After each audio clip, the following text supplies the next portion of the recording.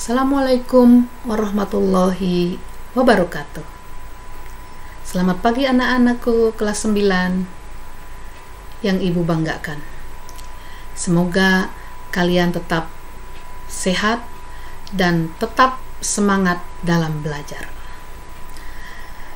Walaupun saat ini masih dalam masa pandemi COVID-19, tapi yang penting kalian tetap mengikuti protokol kesehatan, membatasi aktivitas di luar rumah, dan menghindari kerumunan. Ingat pesan ibu, memakai masker, mencuci tangan, dan hindari kerumunan. Baik anak-anakku, pada pertemuan pertama ini, di awal semester genap, materi yang akan ibu sampaikan adalah kekongruenan dan kesebangunan. Baik, sebelum dimulai pelajarannya, marilah kita berdoa dulu agar kalian dimudahkan dalam memahami materi yang akan ibu sampaikan, dan kalian selalu diberikan kesehatan, juga agar virus corona yang ada di muka bumi ini segera diangkat oleh Allah Subhanahu wa Ta'ala. Amin. Berdoa mulai. Iya.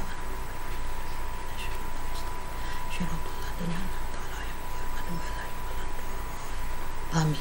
Selesai. Baik anak-anakku, pada materi kekongruenan dan kesebangunan bangun datar, lihat dulu peta konsepnya, apa saja yang akan dipelajari. Di sini ada 2 kelompok, ya.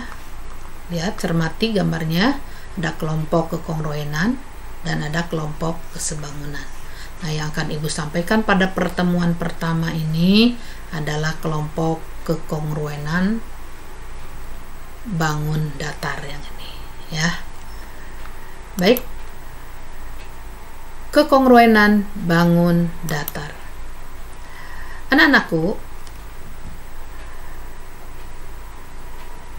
ibu harapkan dalam mempelajari materi kekongruenan dan kesebangunan ini, kalian yang pertama bisa mencapai tujuan pembelajaran, yaitu mengidentifikasi 2 benda atau bangun kongruen atau tidak jika diberikan beberapa gambar atau bangun datar. Tujuan pembelajaran kedua yaitu menjelaskan syarat-syarat atau sifat-sifat 2 bangun segi banyak yang kongruen jika diberikan gambar 2 bangun yang sebangun. Tujuan pembelajaran yang ketiga yaitu menguji dan membuktikan 2 segitiga kongruen atau tidak jika diberikan gambar 2 segitiga kongruen beserta beberapa informasi mengenai panjang sisi atau besar sudutnya. Nah, itu tujuan pembelajaran yang harus dicapai, ya, setelah mempelajari materi ini. Baik, perhatikan di sini ada 2 kelompok gambar, kelompok gambar A dan B. Amati, pada kelompok A di sini terdapat gambar figura foto, dan pada gambar B adalah gambar 2 piring. Nah, perhatikan pada gambar A, apakah semua figura foto sama ukurannya? Bagaimana? Ternyata di sini ukurannya berbeda. Lihat di sini panjangnya dengan ini. Ini lebih panjang dari yang ini, panjangnya, ya, ukuran panjangnya. Tingginya, tinggi figura ini dengan tinggi figura ini berbeda, ya. Ini lebih panjang, ini lebih pendek, juga yang lainnya. Jadi di antara figura-figura ini ukurannya berbeda.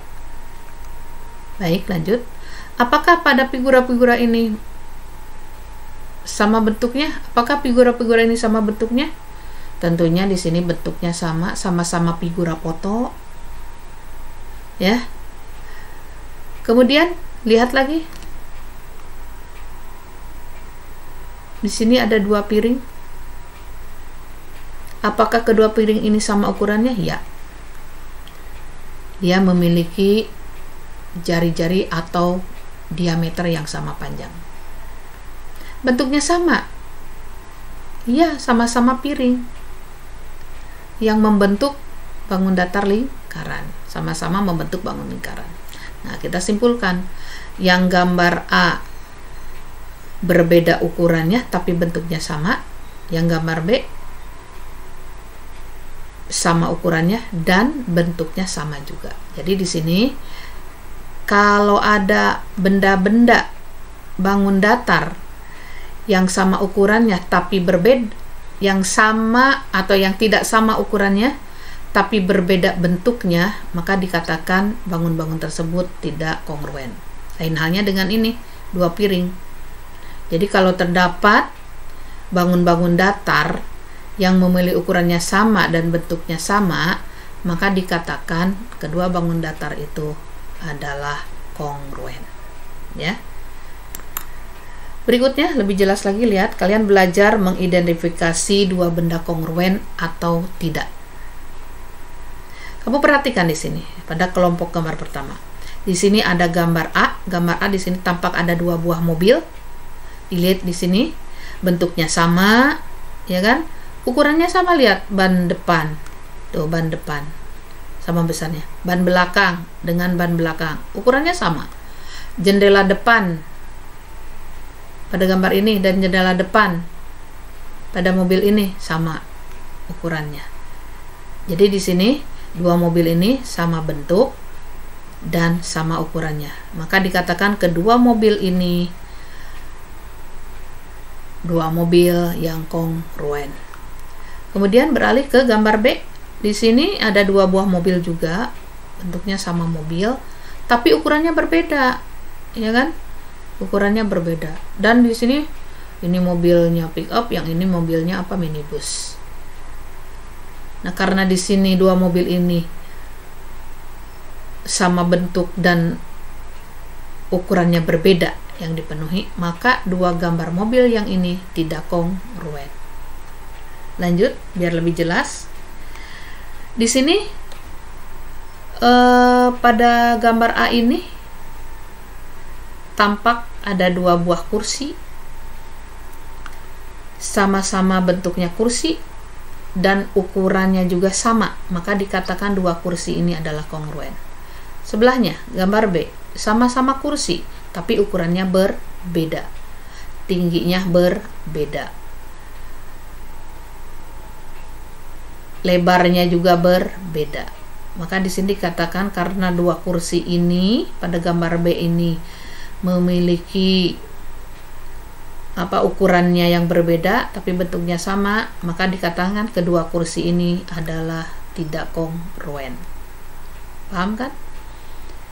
Jadi pada umumnya yang namanya benda-benda atau bangun-bangun datar yang kongruen harus memenuhi bahwa ukurannya sama dan bentuknya sama. Jadi dua bangun dikatakan kongruen apabila memiliki bentuk dan ukuran yang sama. Nah, itu pada umumnya.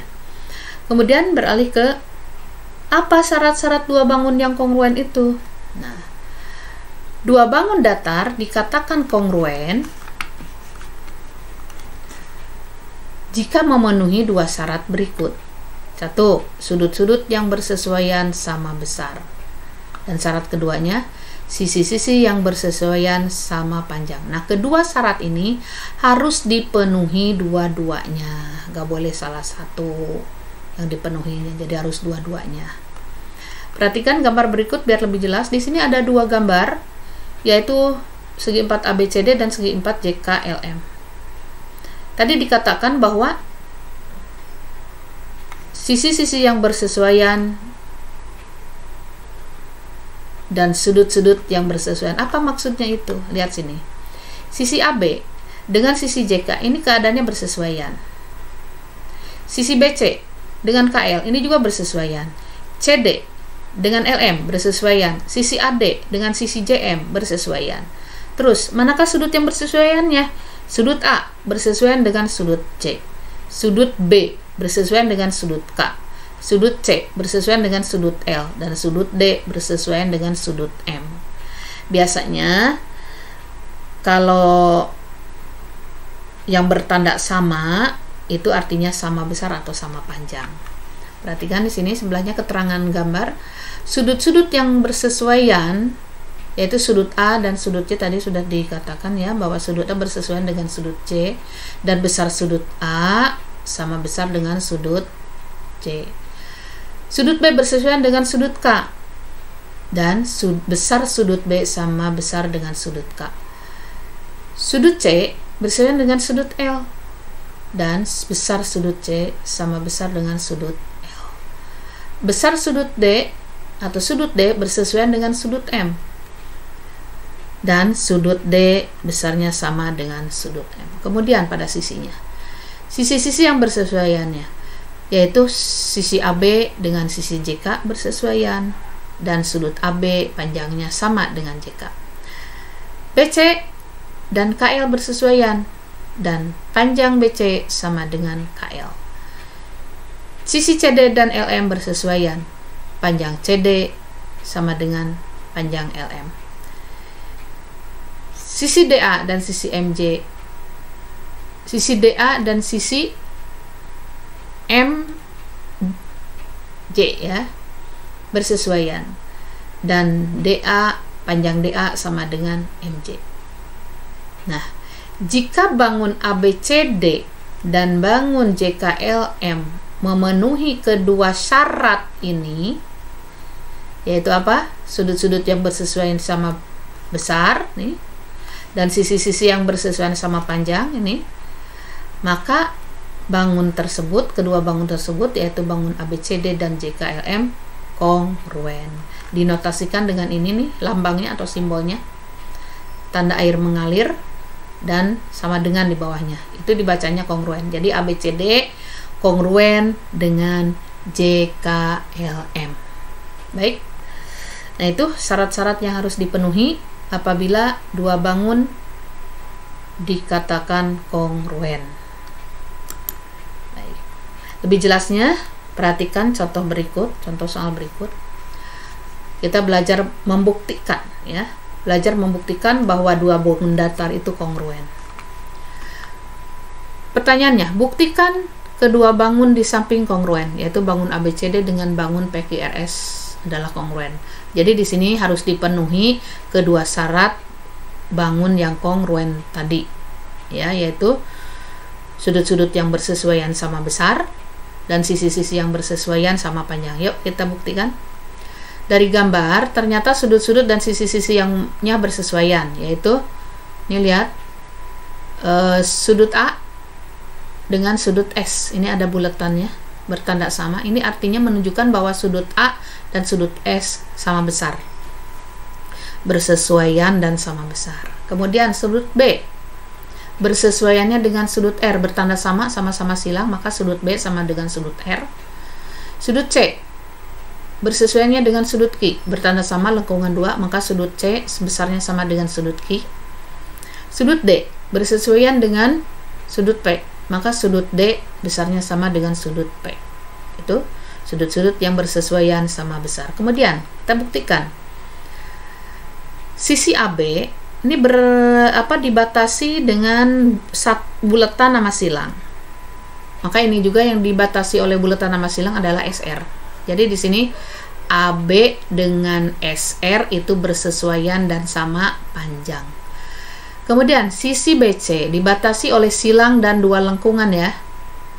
Nah, di sini mana sisi yang dibatasi oleh silang dan dua lengkungan? Yang ini, RQ. Maka di sini sisi BC bersesuaian dengan RQ atau QR boleh nyebutnya. Ulangi, sisi BC dengan QR bersesuaian dan sama besar. Kemudian Sisi CD dibatasi oleh dua lengkungan dan satu lengkungan. Dua lengkungan dan satu lengkungan PQ ya. Maka di sini CD dengan PQ bersesuaian dan sama besar sudutnya. Satu sisi lagi, sisi AD dibatasi oleh bulatan dan satu lengkungan. Ini sisi PS dibatasi oleh bulatan dan lengkungan. Maka dikatakan AD dan PS bersesuaian dan sama besar sudutnya. Nah, di sini karena kedua bangun ABCD dan PQRS memenuhi kedua syarat kekongruenan, yaitu dia memiliki sudut-sudut yang bersesuaian sama besar dan sisi-sisi yang bersesuaian sama panjang, maka dikatakan bahwa bangun ABCD kongruent dengan bangun PQRS. Jelas ya? Nah, berikutnya beralih pada bangun yang khusus, yaitu kekongruenan yang terjadi pada segitiga. Ini khusus. Kalau tadi secara umum pada kekongruenan pada bangun-bangun datar. Nah, ini bangun datarnya berbentuk segitiga khusus ya, kekhususan. Punya kekhususan pada segitiga.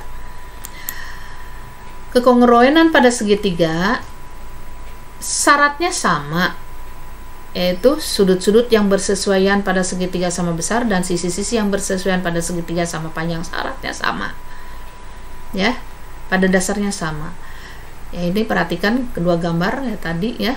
Di sini sudut D bersesuaian dan sama besar dengan sudut K ini ya, bertanda sama, itu artinya sudutnya sama besar. Di sini sudut E dengan sudut L, sudut F dengan sudut M itu sama besar. Sisinya, sisi DE bersesuaiannya dengan KL dan sama panjang. Sisi EF dengan LM sama panjang juga, bersesuaian sama panjang. Sisi DF dengan sisi KM bersesuaian dan sama panjang. Karena segitiga DEF dan segitiga KLM memenuhi syarat sudut-sudut yang bersesuaian sama besar dan sisi-sisi yang bersesuaian sama panjang, maka dikatakan bahwa segitiga DEF dan segitiga KLM kongruen. Jelas ya? Baik. Nah, berikutnya, kalau tadi syarat secara umum untuk dua segitiga yang kongruen, ya secara umum harus dipenuhi dua syarat tadi. Tapi khusus pada segitiga, kita tidak perlu membuktikan secara keseluruhan. Cukup memenuhi sifat-sifat berikut. Yang pertama, sifat pertama, dua sisi dan sudut yang diapitnya sama. Dua sisi nih, dan sudut yang diapit, ini sudutnya diapit oleh dua sisi tadi adalah sama. Jadi ini nih, sisi ini bersesuaian dengan sisi ini, berarti itu sama panjang. Terus sudut ini dengan sudut ini bersesuaian sama besar karena tandanya sama. Terus sisi ini bertanda 3 strip, ini juga bertanda 3 strip, itu bersesuaian dan sama panjang.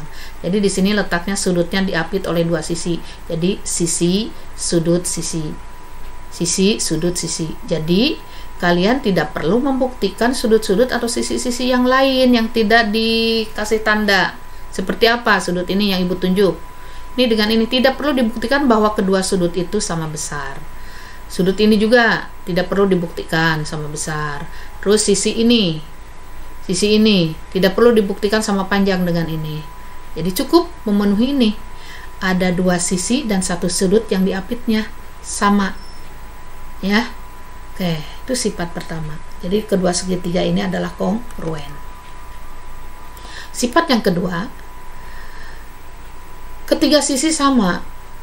Sisi, biar diingat SSS. Ya. Sisi ini dengan ini bersesuaian sama panjang. Sisi ini dengan sisi ini yang bertanda sama panjang. Sisi ini dengan ini bersesuaian sama panjang. Jadi di sini ketiga sisinya sama panjang. Ya.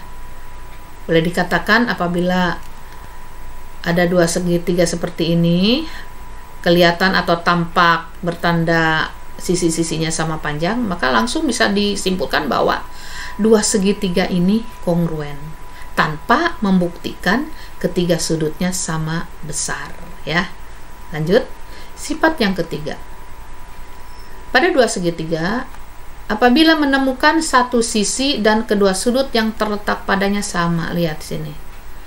Satu sisi dan dua sudut yang terletak padanya, ini pada sisi ini dan dua sudut yang terletak pada sisi ini. Ya, jadi di sini bacanya sudut sisi sudut. Ulangi, sudut sisi sudut. Tanpa membuktikan sudut ini dengan sudut ini sama besar, tanpa membuktikan sisi ini dengan ini sama panjang, tanpa membuktikan sisi ini dengan sisi ini sama panjang. Cukup memenuhi sudut sisi sudut, maka kedua segitiga ini kongruen. Ya. Sifat keempat. Dua pasang sudut sama besar dan sepasang sisi sama panjang. Lihat sini pada gambar. Dua pasang sudut, ini sudut pertama, sudut kedua, ya. Dua pasang sudut ini dengan ini kok bersesuaian sama besar. Sudut ini dengan sudut ini bersesuaian sama besar. Terus satu sisi ini dan sisi ini bersesuaian sama panjang. Ya. Jadi di sini dua segitiga ini dikatakan kongruen karena memenuhi sifat sudut sisi SDS, ya. Sudut sisi. Sudut sisi. Oke? Jadi sekali lagi, khusus pada segitiga kongruen, dia memiliki keempat sifat, ya. Tidak perlu pembuktian secara keseluruhan, asalkan memenuhi salah satu dari empat sifat-sifat ini, maka kedua segitiga itu bisa dikatakan kongruen. Jelas? Mudah-mudahan bisa dipahami, ya. Selanjutnya, Ibu berikan contoh biar lebih paham lagi, ya, di sini, tapi diberikannya hanya dua contoh dari dua sifat saja yang diberikannya. Nanti bisa dilihat dari buku paket contoh-contoh yang lainnya, ya, atau dari buku-buku yang lain, sama saja. Lihat contoh pertama.